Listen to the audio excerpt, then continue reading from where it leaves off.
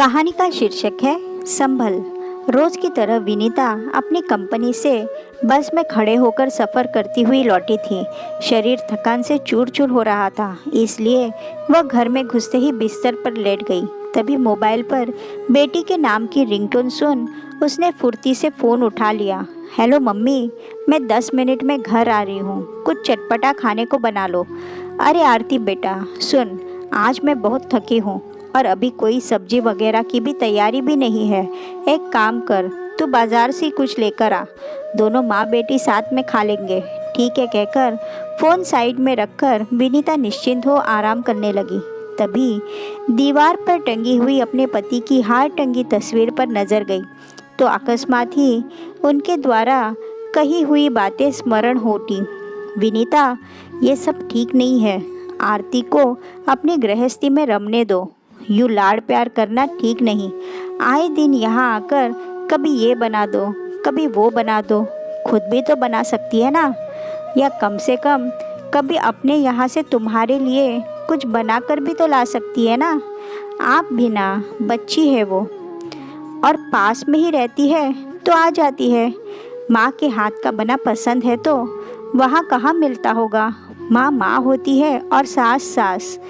विनीता, इसलिए कहता हूँ उसे अपने सास ससुर और ससुराल में रमने दो। मगर ओफो, छोड़ो, तुम तो बेकार में ही देखना, एक दिन तुम स्वयं पछताओगी। याद रखना, अभी तो मैं हूँ, कल यदि ना रहा तो पीस कर रह जाओगी। संभल जाओ। मगर विनीता को बेटी का प्यार भरे अंदाज में कहना भाता था। पहले पहल तो विनीता को अच्छा लगता, मगर जब कभी थकी हुई कंपनी से लौटकर आती और आरती उसे अनदेखा कर फरमाइशें करती, कभी ये बना दो, कभी वो, कभी कभी तो अपने पति के साथ डिनर आपके यहाँ करूँगी कर कर आ जाती और बिना किसी मदद के खा पी कर निकल जाती। बाद में बर्तन साफ करते हुए विनीता की कमर अक्सर जवाब दे जाती।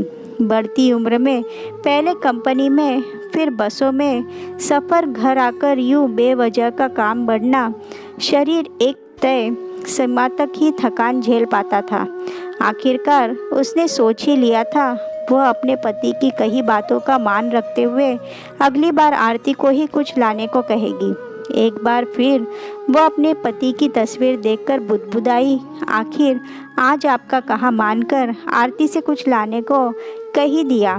देखना वो अभी अपनी माँ के लिए क्या कुछ नहीं लेकर आती। मगर इंतज़ार करते हुए 1.5 घंटे से ऊपर का समय बीत गया।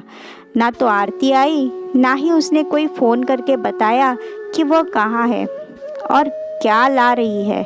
आखिर उसने चिंतित होकर आरती को फ़ोन किया। हेलो आरती, कहाँ रह गई बेटा?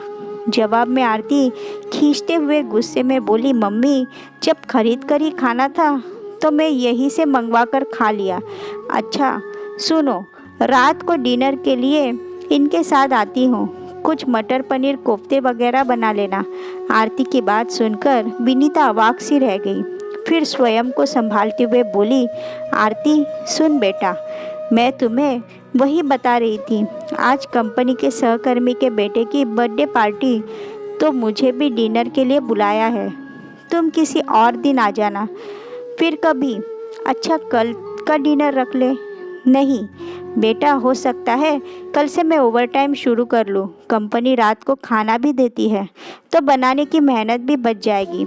मैं तुम्हें सामने से बता दूंगी जब मुझे समय होगा, ठीक है? अच्छा नमस्ते बेटा, कहकर विनीता ने फ़ोन रख दिया और फिर से अपने पति की तस्वीर की ओर भीगी हुई पलकों को साफ करते हुए कहा, आप इतने समय से मुझे समझाते रहे, मगर मैं हमेशा आपकी ही, कहते हैं ना, अच्छी बातें देर से समझ में आती है। आप हमेशा मुझे संभलने को कहते थे ना, लीजिए आज मैं संभल ही गई।